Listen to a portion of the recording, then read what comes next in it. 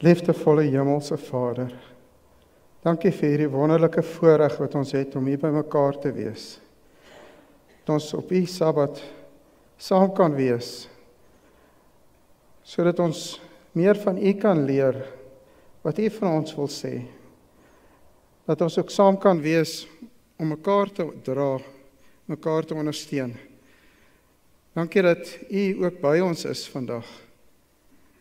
Ek bid vir U ook nou met ons praat uit U woord. Lei ons om te hoor wat U vir ons wil leer. My gebed in Jesus se naam. Amen.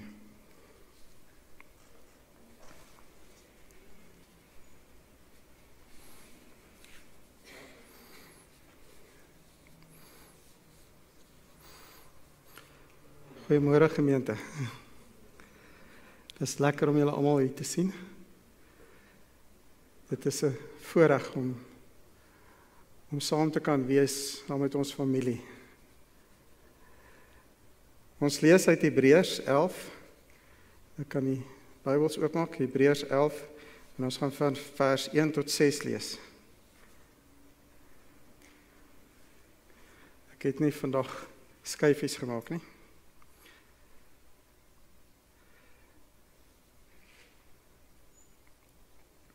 Hebreërs 11 van vers 1 tot 6.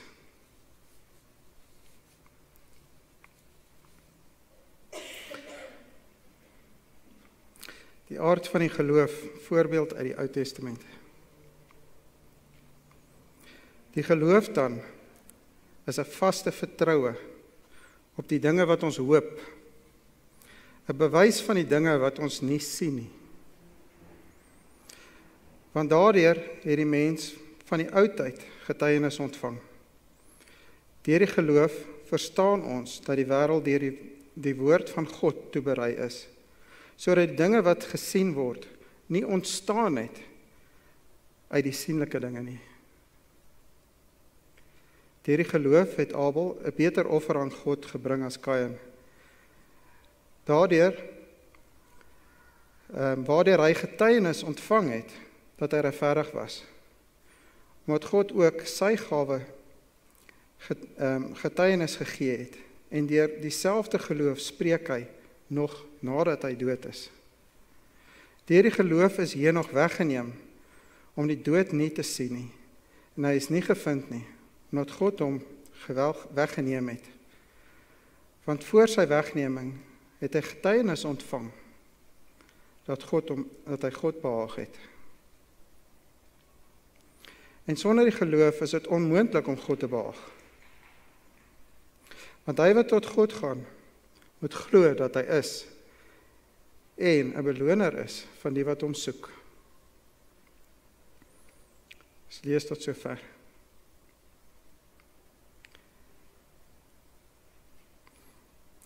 Die geloof is nie blinde wensdenkerry nie. Dit is 'n vaste versekerheid in God se belofte. Selfs wanneer dit nog nie vervul is nie. Ons lees vers 1. Die geloof dan is die vaste vertroue op die dinge wat ons hoop. 'n bewys van die dinge wat ons nie sien nie. Hierdie vaste vertroue, as die woord is vertaal in die Engelse vertaling as substance.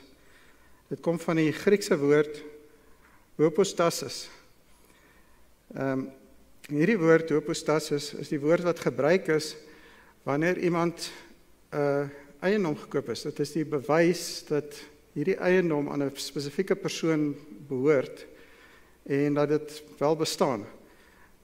Ons praat vandag van kaart en transport, nie waar nie. Dit is daardie dokument wat bewys dat jy die eienaar is van hierdie stuk grond wat 'n spesifieke plek het. En jy is die eienaar daarvan. So is die geloof. Dis nie wensdenkerry nie. Dis 'n bewys. As jy sou 'n stuk grond erf, kom ons sê nou maar My skoonouers het 'n grond tussen Vrede en Memel. En veronderstel Soria erf hierdie stuk grond. En sy kry daardie bewys, daardie brief wat sê, hierdie grond behoort aan jou. Jy is die eienaar van hierdie grond. Dan is daar nie enige twyfel nie, daar is nie enige twis daaroor nie. Die bewyse is daar. Die bewys is dat hierdie grond behoort aan haar, of sy op die grond is of nie, of sy daar is, of sy dit sien. Dit maak nie saak nie. Die bewyse is vas. Dit is die papier wat die reg gee. So is daar is geloof ook vir ons 'n bewys. Die vervulling, dit wat ons nog nie sien noodwendig nie, maar die vaste vertroue van dit wat ons glo. Wat ons glo omtrent die ewige lewe, die hemel, wat 'n werklikheid is. Geloof is ons bewys daarvoor. As ons plaat van die stoof aansit, ek praat nou van 'n elektriese stoof, jy sit hom aan en jy sien die liggie kom aan en jy weet dat daar is elektrisiteit wat deur hierdie stoofplaat gaan en hy maak hom warm. Ons weet die stoofplaat gaan warm word. Ons hoef nie te voel aan die plaat om te voel is hy warm nie. Ons weet hy is aangeskakel, hy gaan warm word.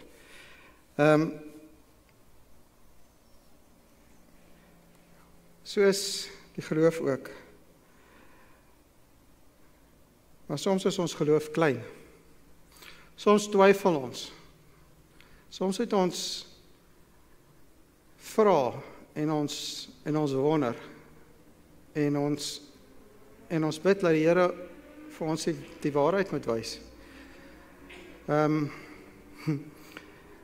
was 'n storie vir julle vertel. Dit het werklik gebeur. Dit is eintlik nie net 'n storie nie, dit het werklik met my gebeur. Ek was my matriekjaar en ek was in die koshuis gewees in Tomnodee in Pietersburg. En in die koshuis het ons 'n koolstoof gehad. So dis nou nie een van hierdie elektriese stowe wat jy net die knoppie draai nie. Jy het vuur gemaak in die stoof en hy het dan nou warm geword.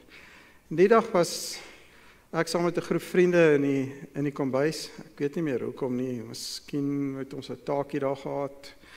Dalk was ons honger gewees. Die koshuisbrakke is altyd honger. En ons het gebedel vir 'n stukkie broodjie of iets. Maar ons was daar gewees, so 'n groepie vriende van ons. En een van my vriende, sy naam is Voort, hy was ook daar gewees en ons het na hierdie stoof gekyk en daai plaat was rooi warm gewees. Ek dink die tannie het hom goed gestook daai dag. En ons het so gekyk na daai plaat en ons het saamgestem dat hierdie plaat is warm. Daar's geen twyfel nie. Hierdie plaat is warm. En almal het saamgestem. Maar Voort besluit, hy gaan net seker maak. En hy het sy velle van sy vingers afgebrand. Brand ons nie soms ook ons vingers nie. Moet ons nie wel glo nie.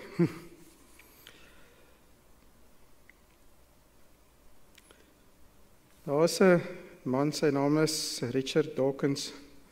Julle het sekerlik al van hom gehoor. Hy's 'n evolusie bioloog of dierekundige.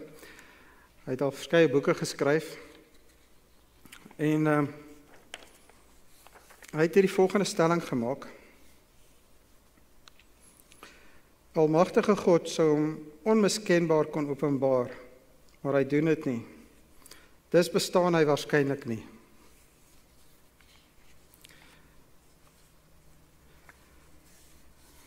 Julle al oor hierdie vraag gewonder. Hoekom openbaar God hom nie duidelik aan almal, sodat daar geen twyfel is aan sy bestaan nie? Het julle al daaroor gewonder? Ek wonder. Ek weet, ek het al daaroor gewonder. Hoekom openbaar God hom nie so, dat ons geen twyfel het aan sy bestaan nie? Ek weet nie. Ek het nie vir julle die antwoord nie. Ek kan nie vir julle sê dat ek die volkome antwoord het op hierdie vraag nie. Maar ek wil met julle 'n paar gedagtes deel. Ek hoop julle gaan my die tydjie om net 'n paar dingetjies te noem waaroor ek gedink het oor hierdie saak. En die eerste gedagte wat ek het is dat geloof vereis 'n vrye keuse. Ek weet nie van wie van julle was hier gewees my vorige preek nie. Ons het gepreek oor God is altyd goed. En die wêreld is vol sonde. En die wêreld is stikkend, want ons het 'n keuse. En God het dit so gemaak dat ons kan kies. God wil nie ons liefde vir hom afdwing nie. God wil hê ons moet self vir hom kies. As ons teruggaan na Hebreërs 11 vers 6. En sonder geloof is dit onmoontlik om God te behaag. Want hy wat tot God gaan, moet glo dat hy is en 'n beloner is van die wat hom soek. Johannes 20 vers 29. Jesus praat met Thomas. En hy sê, omdat jy my gesien het, Thomas, het jy geglo. Salig is die wat nie gesien het nie, en tog geglo het. Mag ons van daai wees, wat nie gesien het nie, en tog glo. Mevrou White beklemtoon dat God nie mense wil dwing om hom te glo nie.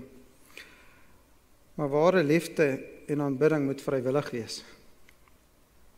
Sy skryf, die Here vra nooit om te glo sonder om genoegsame bewys te lewer waarop ons geloof gevestig kan word nie. Sy bestaan, sy karakter, die waarheid van sy woord, al hierdie dinge berus op getuienis wat ons kan aanneem. En hierdie getuienis is oorvloedig. Maar God het nie dit moontlikheid van twyfel uit die weg geruim nie. Ons geloof moet op bewyse berus en nie van vertoon afhang nie. Diegene wat graag wil twyfel, sal baie geleentheid daarvoor hê, terwyl diegene wat waarlik verlang om te glo, baie bewyse sal vind. En hulle geloof, om hulle geloof te ondersteun. Skrede na Christus, bladsy 106.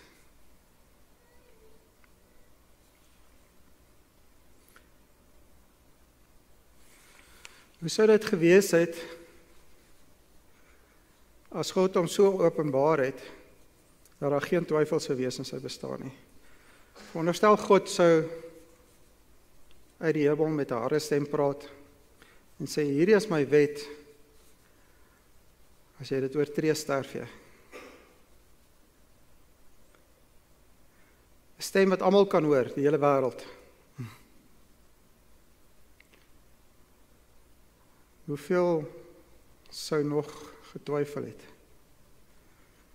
Ja, daar sou sekerlik nog gewees het wat twyfel. Maar sou ons God nog uit liefde gedien het, of uit vrees?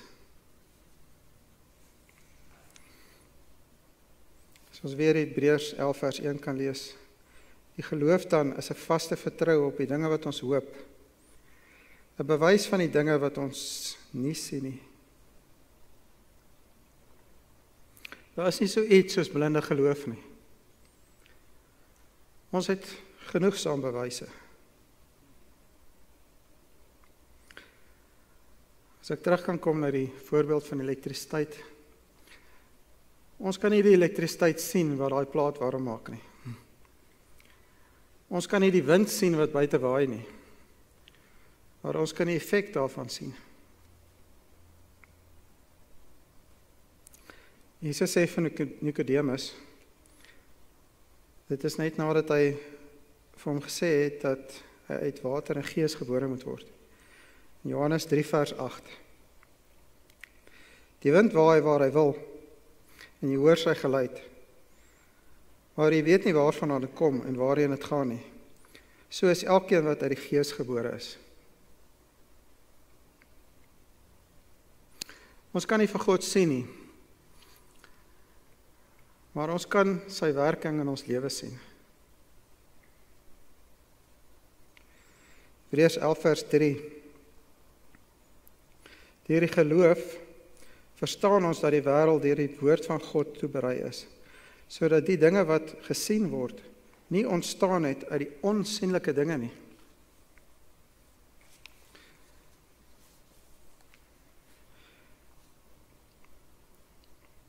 Ekskuus, ek sê ek onsienlike, nie ontstaan het uit die sienlike dinge nie. Die wêreld het nie bestaan, het nie ontstaan uit sienlike dinge nie. Ons leer op skool dat materie kan nie geskep of vernietig word nie. Albert Einstein het sy beroemde bewys en die formule E is gelyk aan mc². Julle het sekerlik al daarvan gehoor. Het hy vir ons kon wys dat materie en energie uitruilbaar is. Dat dit eintlik dieselfde ding is. So 'n klein bietjie materie is 'n ontsaglike groot hoeveelheid energie. As dit omgesit word in energie. Verskriklik baie. So daaruit kan ons ook aflei dat 'n geweldige groot energie is nodig om klein bietjie materie te skep. God het geskep uit sy woord. Deur net te spreek het God geskep en alles het tot stand gekom. Wat 'n geweldige groot hoeveelheid energie moet dit nie wees nie. Die wêreld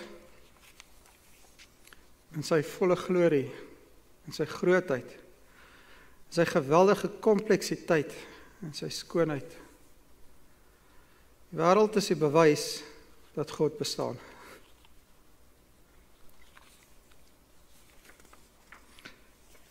Ons het genoeg bewyse rondom ons. Hoekom twyfel ons nog? Ons het die Bybel. En as ons die Bybel bestudeer, dan sien ons dat die profesie het waar geword. Is dit nie groot genoeg bewys vir ons nie, dat die Bybel waar is nie? Hoekom twyfel ons?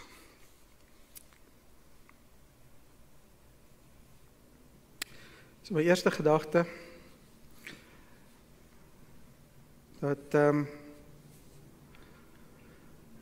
hoekom openbaar God hom nie so aan ons, dat daar geen twyfel is nie.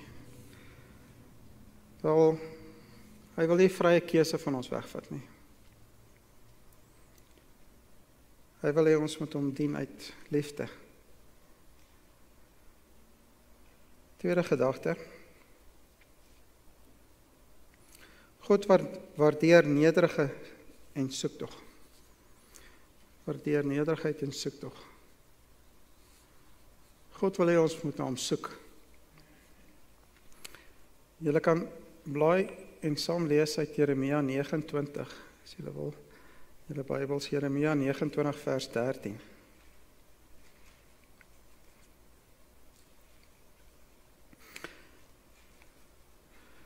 Jeremia 29 vers 13. En julle sal my soek en vind as julle na my vra met julle hele hart. En julle sal my soek en vind as julle na my vra met julle hele hart. Hierdie woordjie soek is nie net 'n passiewe vraag nie. Dit is 'n aktiewe aksie, 'n soektog, 'n soektog na God. 'n soeke in gebed en aanbidding en gehoorsaamheid.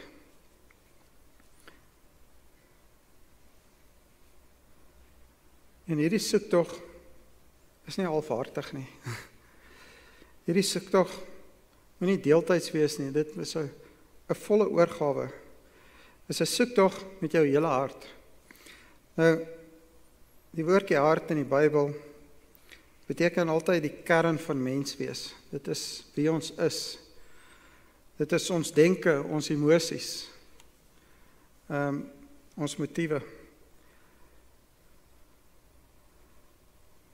Deuteronomium 6 vers 5. Jy moet die Here jou God lief hê met jou hele hart, jou hele siel en jou hele verstand.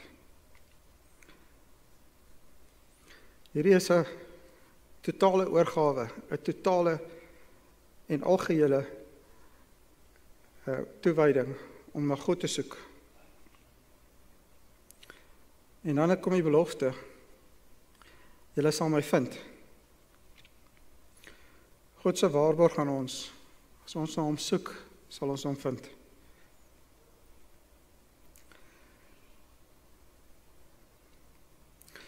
God openbaar hom dikwels aan mense wat hom opreg soek.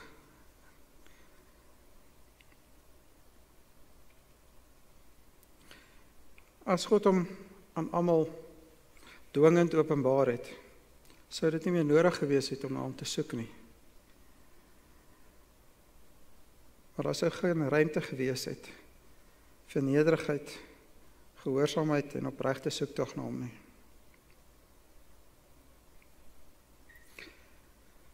Matteus 7 vers 7. As julle wil, kan julle na die Bybel soom toe blaai. Matteus 7 vers 7.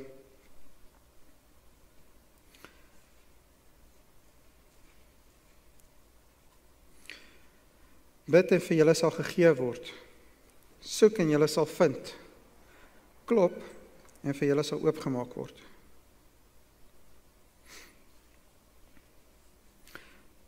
Hierdie bid is 'n opregte versoek aan God, waar ons na God gaan met ons diepste behoeftes. En God sê dat hy sal vir ons gee, dit wat ons nodig het. Dit mag dalk nie wees wat ons self dink ons nodig het nie. God weet die beste vir ons. Hy sal vir ons gee, dit wat ons nodig het. Soek en julle sal vind. Dit is weer 'n aktiewe soek. Nie 'n passiewe vraag nie. Dit is aktief soek na die Here, na sy leiding, na sy wil vir ons in ons lewens. En ons sal dit vind. Die Here sal vir ons leiding gee. Klop en vir julle sal oopgemaak word. Dit is nie 'n eenmalige klop, o nee. Nou gaan ons los, nou gaan ons weg nie. Die Here wil hê ons moet aanhou vra. Ons moet aanhou klop. Voortdurend. Sonder ophou. Die Here sê in sy woord, bid sonder ophou. En daar sal vir ons 'n deurbraak kom. Daar sal 'n deur oopgaan. Die Here sal lei.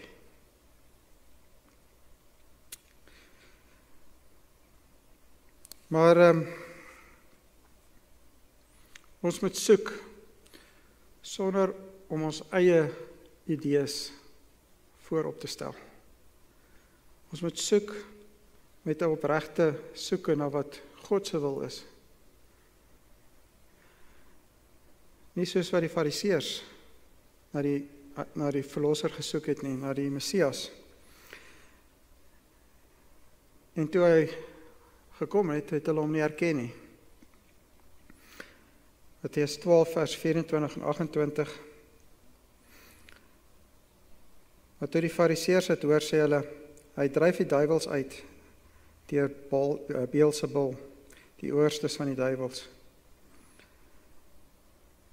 Maar Jesus het hulle gedagtes geken en hulle gesê, elke koninkryk wat teen homself verdeeld is, sal verwoes word, en elke stad of huis wat teen homself verdeeld is, sal nie bly staan nie.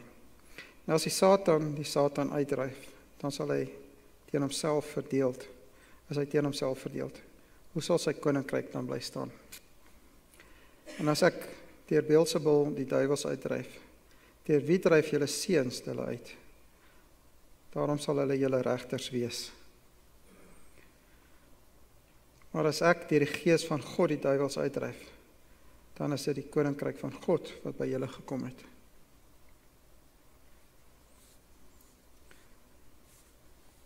Jesus het wonderwerke gedoen. En die fariseërs het dit gesien. En tog het hulle nie geglo nie. Die bewyse is daar, maar hulle glo dit nie. Is ons nie soms dieselfde nie?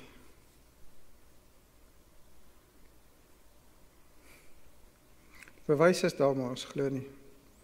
Soos Farao ook nie geglo het nie, en nie die Israeliete wou laat trek nie. Selfs ten spyte van al die wonderwerke wat gebeur het, al die pla wat gebeur het, was Farao verhard, en hy wou nie glo nie.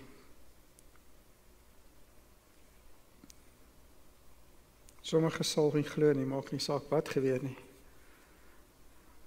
Maak nie saak wat se wonderwerke gebeur, ook in jou eie lewe nie. Dit is hartseer.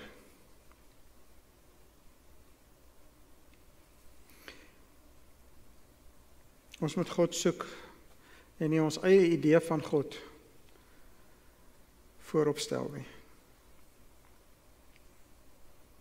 Matteus 13 vers 44 tot 46.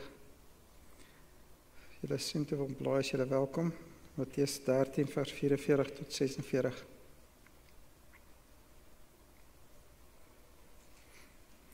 Verder is die koninkryk van die hemel soos 'n skat wat verborge is in die saailand, wat 'n man kry en wegsteek, en uit blydskap daaroor gaan hy en verkoop alles wat hy het, en koop daardie saailand.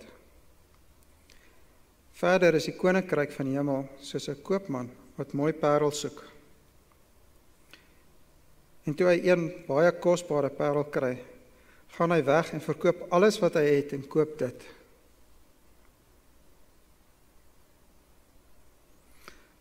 Wat is hierdie verborgde skat? Wat is hierdie kosbare parel?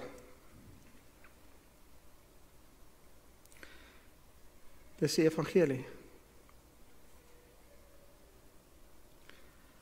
Die evangelie wat ons lei na die ewige lewe.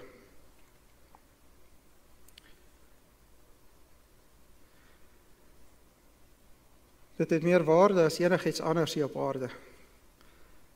Daar is niks wat naby by daai waarde kom nie. Wat is die wêreld en wat is al ons goed wat in die wêreld is, as dit eendag tot niks sal gaan? Dit het geen ewige waarde nie. Die ewige lewe is 'n ontsaglike groot skat.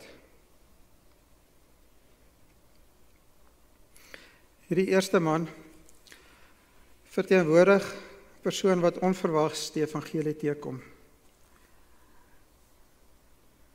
Hy het miskien nie daarvoor gesoek nie. God het in sy wysheid dit behaag om dit aan hom te openbaar. Dalk was dit deur prediking, iemand het vir hom iets gesê.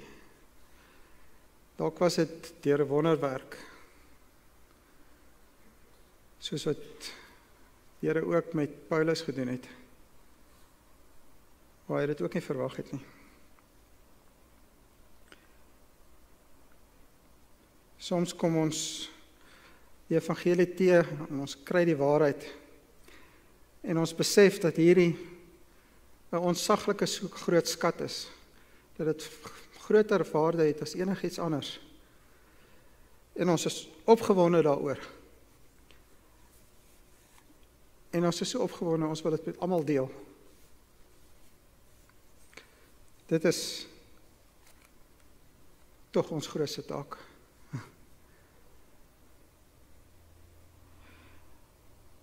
Die tweede gelykenis verteenwoordig 'n groep mense wat op soek is. Hulle is op soek om na die waarheid. En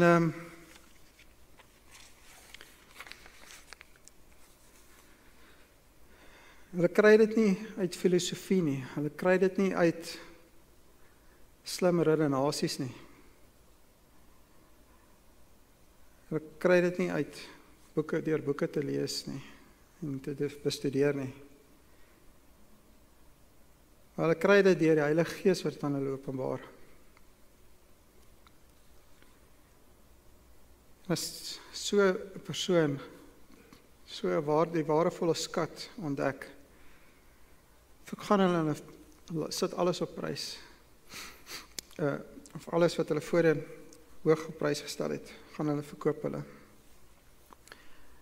Niks anders het meer waarde nie, in vergelyking met daardie groot skat nie.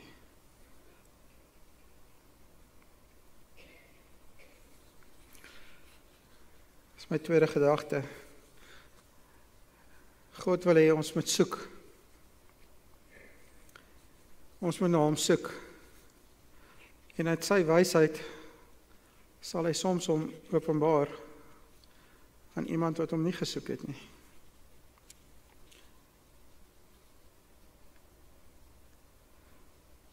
Maar as hy hom op so 'n manier aan almal openbaar dat daar geen twyfel is aan sy bestaan nie, is daar geen rede vir die soektog nie. Daar is geen rede vir 'n soektog na die waarheid. My derde gedagte. Die Heilige Gees oortuig ons.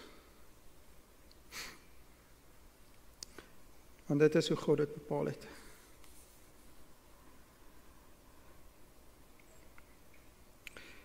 Ons leer uit die Bybel dat die Heilige Gees oortuig ons van sonde, van geregtigheid en van oordeel. Dis nie 'n blote uiterlike openbaring nie, maar 'n innerlike werking in die hart. Kom ons lees saam Johannes 16 vers 8 tot 11. As julle wil in die Bybels volg, Johannes 16 vers 8 tot 11.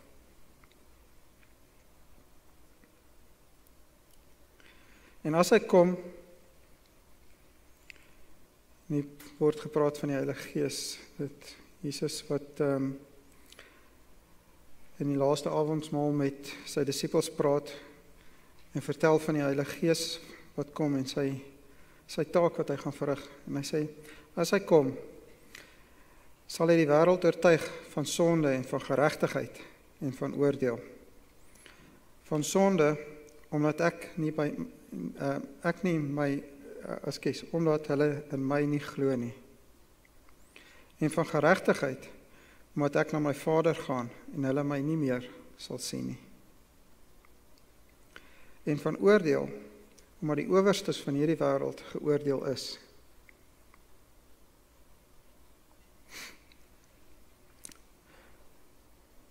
Van sonde, omdat hulle in my nie glo nie. Dit is die grootste sonde van hierdie wêreld, nie waar nie. Ongeloof in Jesus Christus. En die Heilige Gees oortuig ons ook van sonde in ons hart en in ons lewens. En ons moet 'n oop oor hê om te luister na daardie stem wat praat. Van geregtigheid, omdat ek na my Vader gaan. Die feit dat Jesus opgevaar het na die hemel, is 'n bewys dat hy regverdig is, volkome. Dat God sy dade volkome goedkeur. En wanneer hy dan nou nie meer fisies hier op aarde by ons is nie, herinner die Gees ons ook daaraan, aan sy geregtigheid. En sy verlossing wat hy vir ons bewerk het.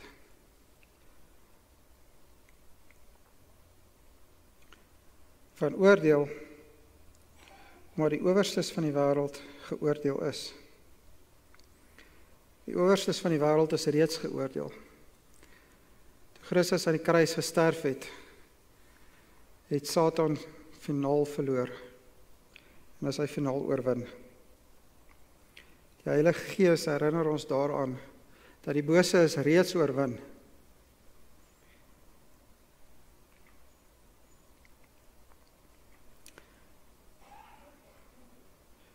1 Korintiërs 2 vers 14.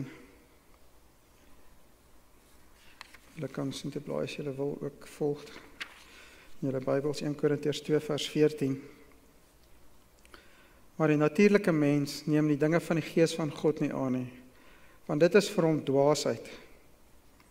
En hy kan dit nie verstaan nie, omdat dit geestelik beoordeel word. Wat is hierdie natuurlike mens? Die natuurlike mens is die mens sonder die leiding van die Heilige Gees. Die mens wat staat maak op sy eie verstand, wat staat maak op sy eie ervarings en sy eie filosofie en sy eie kennis van die wêreld.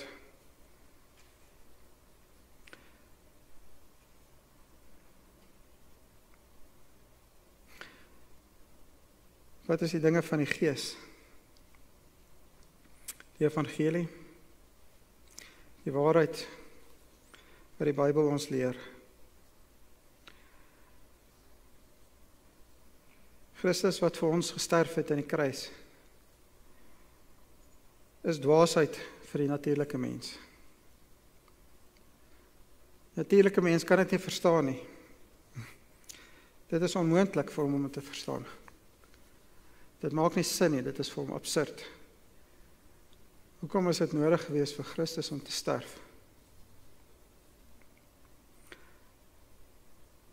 Dit is soos om vir 'n persoon wat blind gebore is te verduidelik wat is kleur, wat is blou, wat is rooi en wat is groen.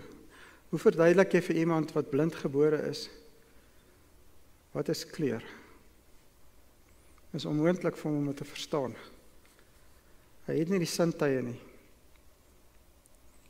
Sonder die Heilige Gees is dit vir ons onmoontlik om te verstaan. Maar die Heilige Gees oortuig ons.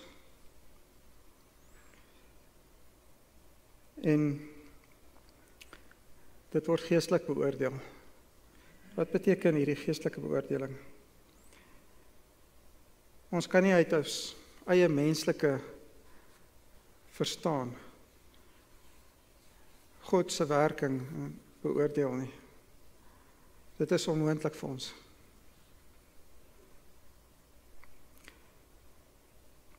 Maar dit word net moontlik deur die Heilige Gees in ons lewens.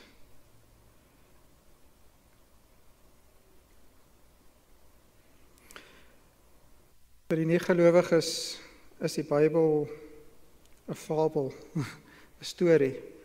Dit maak nie sin nie. Hulle sien baie probleme daarin. Hulle sien soveel weerspraak daarin. Ek het 'n kollega gehad, sy naam is Pieter, en hy was 'n ateïs. Seker nog steeds, ek het ongelukkig nie meer kontak met hom nie. Maar hy het baie vrae gehad. En hierdie vraag was ook een van sy vrae. As God dan almagtig is, kan hy tog homself openbaar aan almal, maar hy doen dit nie. So daarom bestaan hy waarskynlik nie. Dit is onmoontlik om sonder die Gees dit te verstaan. Sonder die Gees is die woord vir ons dwaasheid. Is die evangelie dwaasheid. En vind ons soveel fout met die Bybel.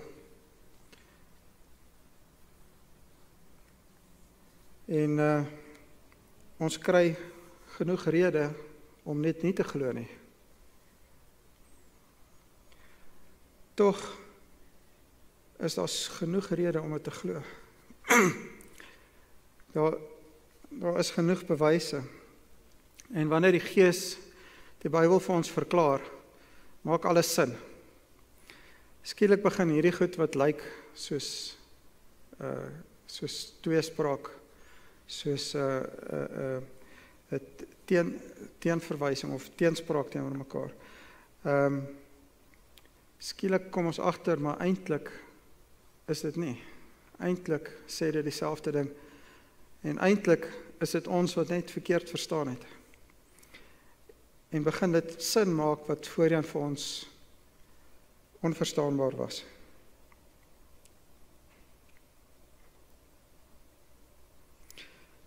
Dit kan nie deur ons eie werke kom nie. Ons kan studeer so hard as wat ons wil. Ons beste, ons hardste pogings is nie goed genoeg nie. Dit is slegs genade van God. Die werking van die Heilige Gees in ons lewe. Johannes 3 vers 5 sluit aan by die vorige gedeelte wat ons gelees het. Dis ons terug by Nikodemus. En Jesus sê vir hom, vir Nikodemus, Voorwaar ek sê vir julle, as iemand nie gebore word uit water en gees nie, kan hy in die koninkryk van God nie ingaan nie.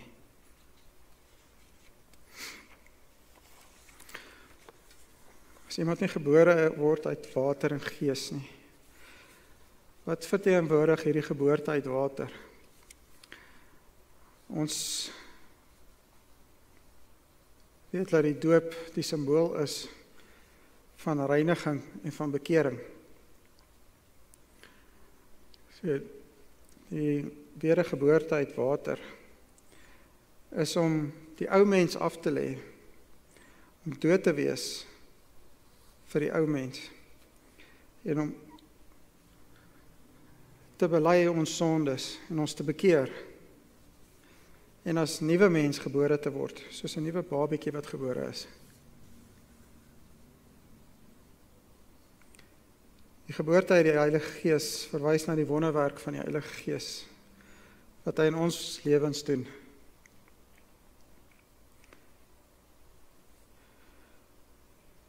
Dit is iets wat ons geen aandeel in het nie. Ons beste werke, ons grootste en grootste pogings, is nie goed genoeg nie, en kan dit nie bewerk nie. Dis die Heilige Gees wat in ons werk, wat ons oortuig van sonde in ons lewens, en ons op 'n pad sit van heiligmaking, om uit te ruim uit ons lewe uit, dit wat verkeerd is, en ons lewens meer terug, soos Jesus het wil hê. Nou om ons voorbeeld. So dis my derde gedagte, oor hoekom openbaar God hom nie so aan die mensdom, dat daar geen twyfel is aan sy bestaan nie. Die Heilige Gees doen dit. Die Heilige Gees maak ons bewus van God se bestaan. En ons sien sy werk in ons lewe, en dit is vir ons die bewys van sy bestaan. My vierde gedagte. God is almagtig en alwys. Sy gedagtes is ver bokant ons gedagtes. Ons kan nooit eers dink om hom te wil verstaan nie. Kom ons lees saam uit Jesaja 55 vers 8 en 9. Jesaja 55 vers 8 en 9. Ek gaan dit vir julle lees. Want my gedagtes is nie julle gedagtes nie, en julle weë is nie my weë nie, spreek die Here. Want soos die hemel hoër as die aarde is, so is my weë hoër as julle weë, en my gedagtes as julle gedagtes. God kies hoe en aan wie hy hom wil openbaar.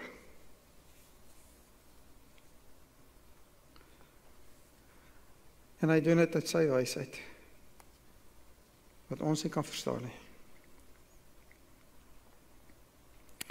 Romeine 9 vers 15 en 16. Vir Moses het hy gesê, ek sal barmhartig wees oor wie ek barmhartig wil wees, en ek sal my ontferm oor wie ek my wil ontferm.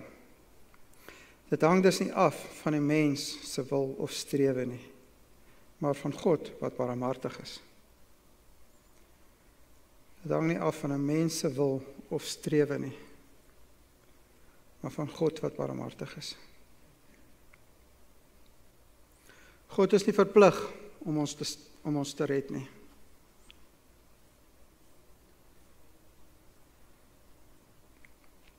God se keuse is nie willekeurig nie. In sy volkome wysheid en regverdigheid kies hy self hoe en aan wie hy wil homself wil openbaar.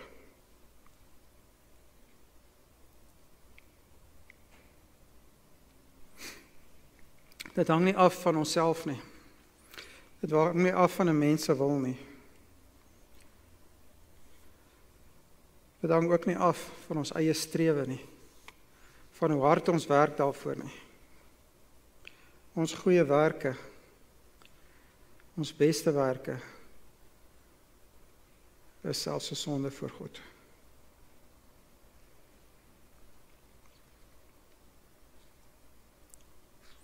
Redding begin altyd by God. Redding kom altyd uit barmhartigheid van God, uit sy genade vir ons.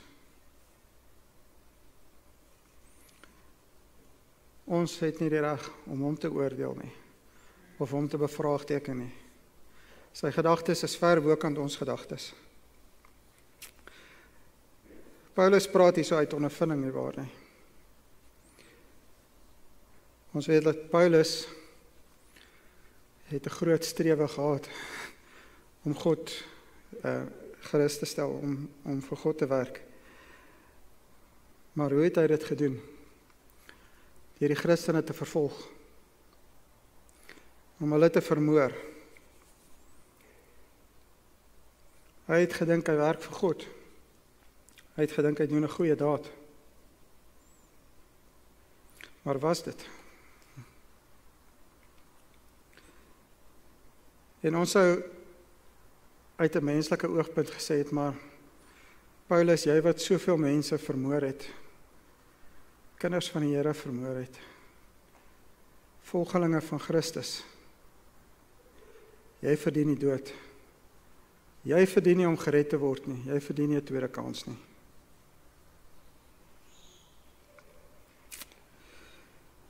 Maar God het in sy wysheid aan Paulus verskyn, toe hy dit nie verwag het nie.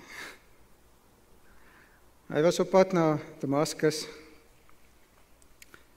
en hy het nie verwag om vir Jesus te ontmoet nie.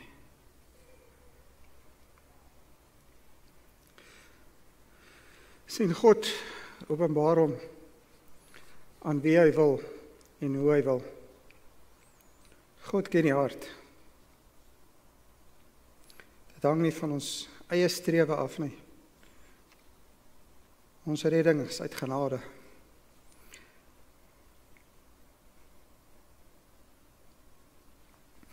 God het hom al dikwels in die Bybel aan mense op wonderbaarlike maniere openbaar.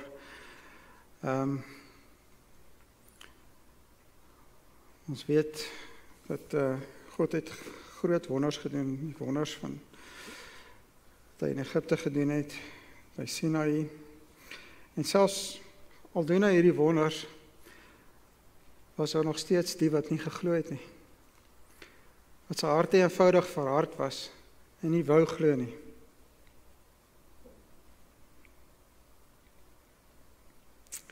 So is my vierde gedagte.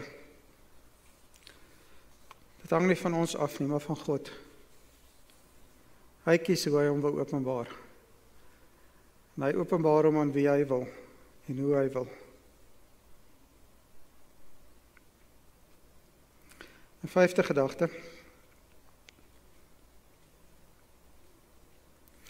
En dis die laaste gedagte, ons gaan hiermee afsluit. Ekskuus, ek sien ek is al 'n bietjie oor tyd. Laaste gedagte. Hoekom openbaar God hom nie aan die wêreld op so 'n manier dat daar geen twyfel is aan sy bestaan nie?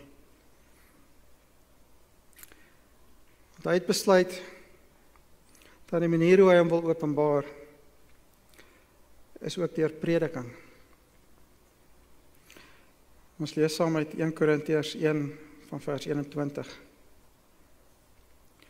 Want aangesien die wysheid van God die wêreld deur die wysheid God nie geken het nie, het dit God behaag om deur die dwaasheid van prediking die wat glo te red.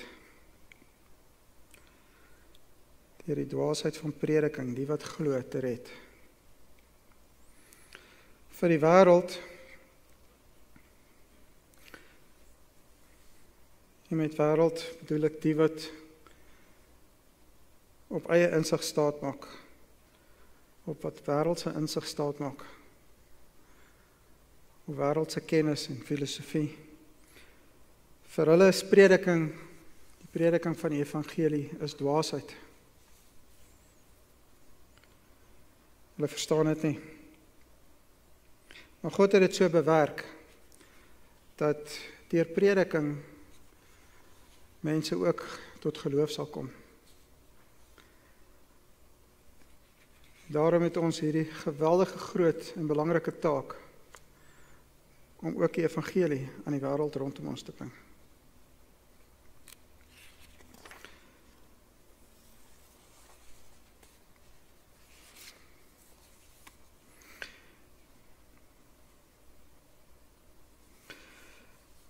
En die laaste gedeelte is deur prediking, die wat dit glo, sal gered word. Sien, geloof bly nog altyd nodig. Ons kan preek en ons kan mense vertel van die Here en van die waarheid. En hulle kan kies om dit te glo of dit nie te glo nie. Romeine 10 vers 14 tot 17. En hoe kan hulle hom wat dan aanroep in wie hulle nie geglo het nie? En hoe kan hulle aan hom glo aan wie hulle nie van wie hulle nie gehoor het nie? En hoe kan hulle hoor sonder een wat preek? En hoe kan hulle preek as hulle nie gestuur word nie? Soos geskrywe is, hoe lieflik is die voetstappe van die wat die evangelie van vrede verkondig, van die wat die evangelie van die goeie verkondig. Maar hulle was nie almal gehoorsaam aan die evangelie nie. Want Jesaja sê, Here, wie het ons prediking geglo? Die geloof is dus nie die gehoor, en die gehoor is deur die woord. Die geloof is dus uit die gehoor, en die gehoor is deur die woord van God. Dit was die bedoeling dat God in sy wysheid die wêreld nie deur geleerdheid en kennis tot God sou bekom nie. Omdat hy in sy goedheid besluit het om deur prediking vir die wêreld wat dit sien as onsin, was 'n klomp nonsens, die redding te bring deur geloof.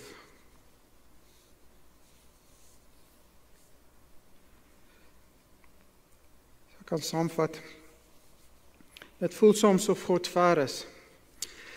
Ons voel soms dat ons alleen is. En dan vra ons, waar is God? Dinge gebeur in hierdie wêreld en ons vra, maar waar is God? Hoekom laat hy hierdie dinge toe? Die wêreld is stikkend. En dit is stikkend as gevolg van sonde.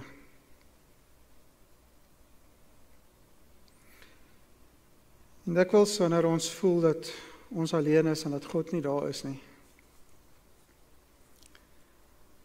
kom ons eers na die tyd agter dat God ons nooit verlaat het nie. Dat hy nog altyd by ons was en dat hy ons gedra het ook deur die moeilike tye. God sal ons nooit alleen laat nie. Mag ons nooit ophou soek na God nie. Mag ons hom vind. En mag ons dit ook met ander deel. Dit is tog ons belangrikste taak hier op aarde. Amen.